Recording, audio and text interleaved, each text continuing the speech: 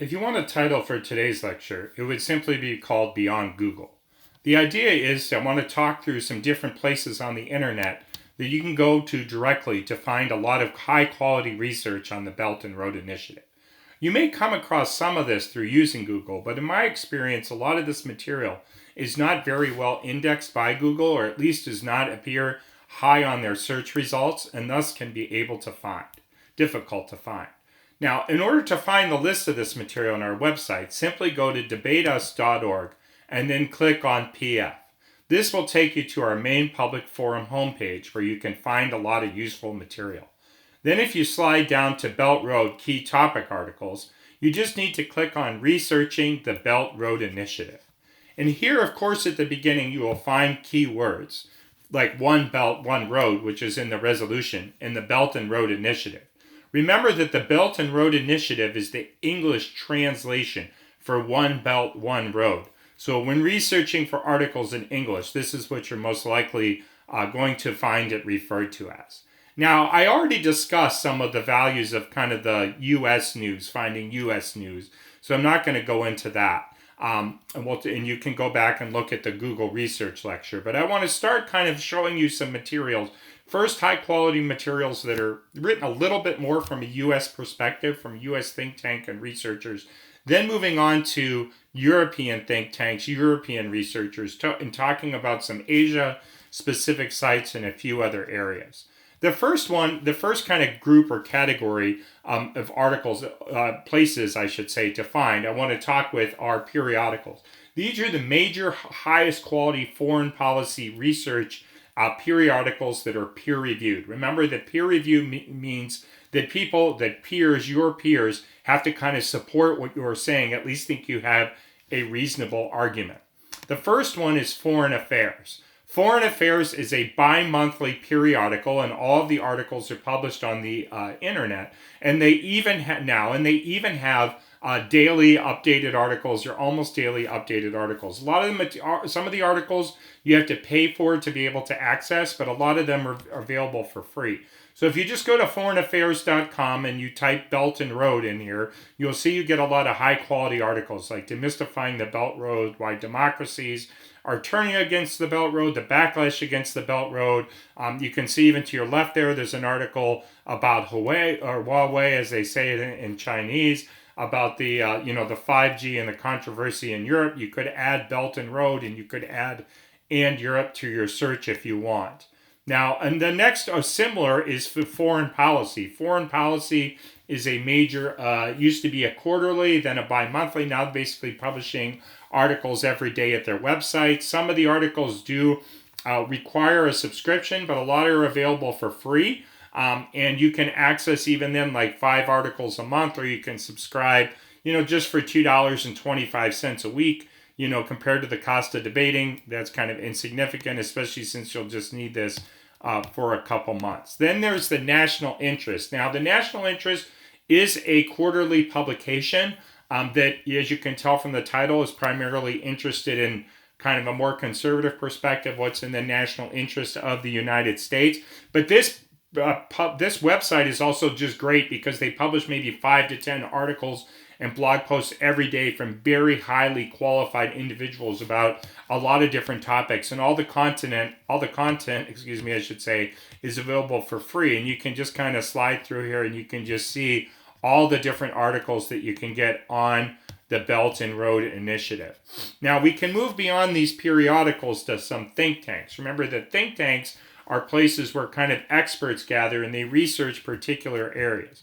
One of the most kind of famous and noted ones in the United States is the Center for Strategic and International Studies. Now, when you search at their website, note at the top here that I put it in quotes, because if you don't put it in quotes, the search will not very, very, very good. But you can see there's a lot of great articles right here on the Belt and Road Initiative from highly qualified individuals at the Center for Strategic and International Studies. And if you want, see how I just clicked there, 2019, that limits the articles just to 2019, or you could even limit within a month. Or if I go back, I could do 2018 and 2019. There's a great way to narrow it down. The Council on Foreign Relations is another highly reputable think tank in the United States. You can see here, here are all their articles on the Belt and Road Initiative. Then we have the Carnegie Endowment. Their search, when you first click on it, it doesn't work all that well as the direct link. But if I just go and I type in Belt and Road now, you can see there's a lot of great articles here on the Belt and Road. Their search engine could be a little bit better, but let's try to put it in quotes and we can search on it and see if that helps. Not a lot, but you can see that there are articles here that are important to the Belt Road Initiative, and you can find there that'll help you narrow your search a little bit. But that's another, Carnegie Endowment is also another great place for Belt and Road articles. Then we have the Asia Pacific Research Center at Stanford. Their website is not updated as frequently, so while there certainly are articles here from 2019, there aren't as many from 2019 and they aren't updated as frequently. Now, we can also see the Brookings Institute. The Brookings Institute covers a lot of different types of policies, both domestic and foreign, but they publish frequently on these topics, and you can see here there's a number of articles on the Belt and Road Initiative. We also see the RAND Corporation, which is a nonpartisan kind of a think tank, graduate school studies that has a lot of high quality materials on a lot of different topics. But you can see simply my search on Belt and Road how strong of search results that return. The Kissinger Institute for China American Studies. Remember, Henry Kissinger is the former U.S. diplomat. He's still alive. He's in his 90s. But he's the one who really opened things up with China, right? He went to China and then he got Nixon to go to China, kind of open their economy. It's not as large of a think tank. It doesn't have as many issues, but there are a number of articles here on the Belt and Road Initiative that are worth looking at. And then we have the Woodrow Wilson Center, kind of another mainstream think tank that has a number of articles on the Belt and Road Initiative and U.S.-China relations generally, which all these articles, all these institutes and think tanks, they will also have a lot of articles just on, the rise of China, the economic growth of China, whether or not China is a military threat, whether or not the United States should engage China or work with China. These are all very, strong places for these. Now, I noted a couple websites that are conservative because conservatives in the United States generally kind of fear the rise of China's power. So these articles are all going to, for the most part, going to be pretty much anti-China and anti the growth of the Belt and Road Initiative. One of the most prominent conservative think tanks in the United States is the Heritage Foundation. You can see they have a lot of articles here on the Belt and Road Initiative. Okay. Then we also have the Lexington Institute. The Lexington Institute focuses more on military, defense, energy, security type and it kind of programs and articles. The Heritage Foundation does cover a lot of other policies, like domestic policies, and I talked about that in my general research lecture. But those are kind of two very conservative places that you can find. They're going to find articles pretty critical of the Belt and Road Initiative. Now, this is the World Bank's kind of overview and introduction and kind of article link section on the Belt and Road Initiative. The World Bank is, at least until now, is kind of the world's leading lending institution. And it was supported and founded and developed by the United States and has a very Western focus, right? Very neoliberal, market-oriented focus, promote the free market as much as possible, reduce the power of the government to let kind of free market thrive. This all came about after World War II. So it has articles that kind of fairly evaluate the Belt and Road Initiative. But look, they're really going to be kind of evaluating a little bit from a market-oriented perspective. In China, as I talked about in the beginning lecture, in the introductory lecture, China is less concerned with the market. They do kind of support a state-driven capitalist system, right? With the state kind of supporting capitalism in many different ways. So that's something to think about when kind of looking here at the World Bank, but is pretty useful. There are also some foreign news sites that are pretty useful. There's one news site that's just focused on Belt and Road news. So that's a great way to keep up with some of the different news things that are going on with the Belt and Road. And also it has some articles from different perspectives on it. Then there's also the Silk Road Briefing. The Silk Road Briefing is similar to the Belt and Road news, but it has a little bit more opinion-oriented articles, at least in terms of what I can find. Look, we find global warming and its impact on the Belt and Road, so related to that, finance on the Belt and Road, all types of things. And you can see at the top, there's kind of economy and trade, legal and regulatory. So it's a good thing to kind of keep up with on a regular basis. Now, the next section of sites kind of has some of those same think tanks, but these are international think tanks. And although I don't know a lot about each of these, they all at least appear to be located in Europe. So they're going to access some scholars that are European, which also kind of gives that perspective. But also, I think in many ways, I don't really know the internal workings of the Google search engine, but they don't seem, at least if you're searching from the United States, they don't seem to index those sources as well, whereas they may grab a little bit more of kind of what's at the top. The first one is the Institute for International Security Affairs.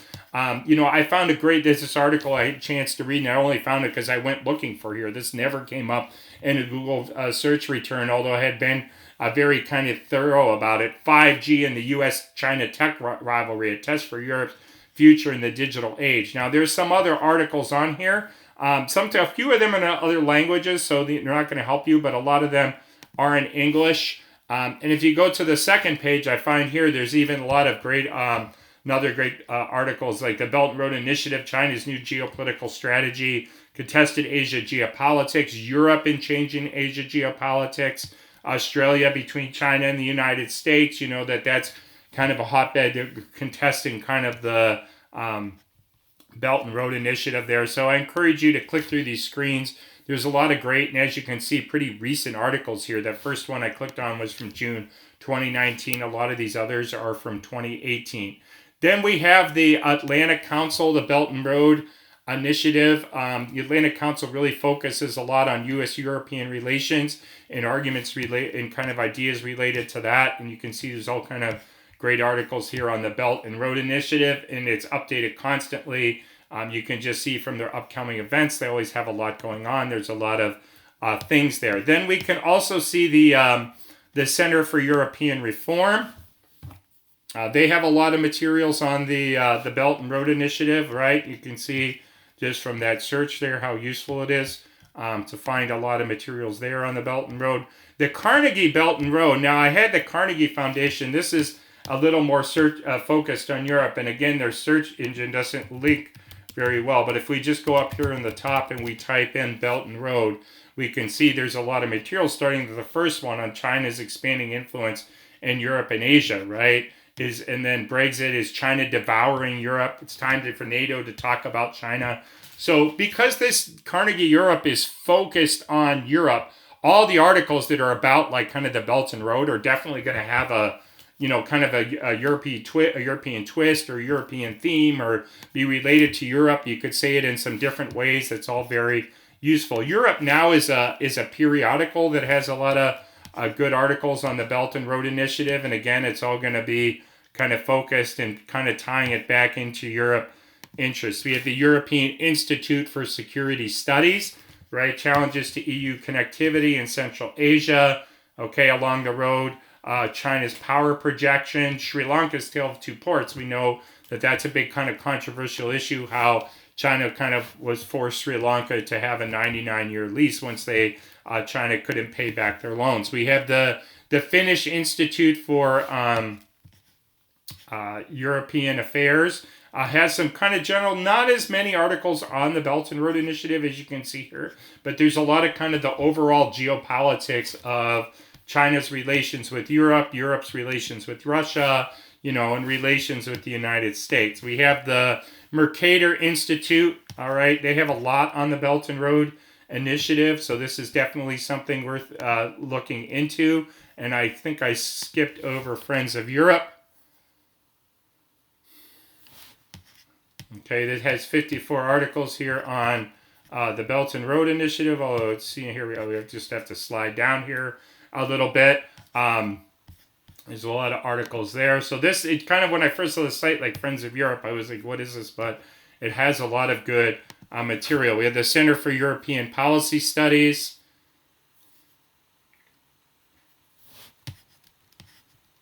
All right, China and the EU. contradictions, exercising joint systemic rivalry and balancing interests. China's investments meets EU law and the Belt Road. All right, so these is, once you get into here, you're looking all like articles that are like really focused on this. We have the German Marshall Fund. Shorter Belt and Road will be even more dangerous.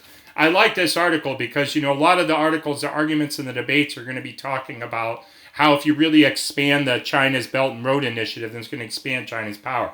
This says that the project, if it's even smaller, it could expand China's power even more because China will be kind of more influential in a smaller project and they can control more parts of it than they will be able to in a larger project. So I think that is that's a pretty kind of interesting twist on the topic and how you want to think about things, right? And then this Andrew Small, there's a lot of kind of interviews and arguments with him in here, which is useful. Then we also have the Royal Institute, the Royal United Services Institute,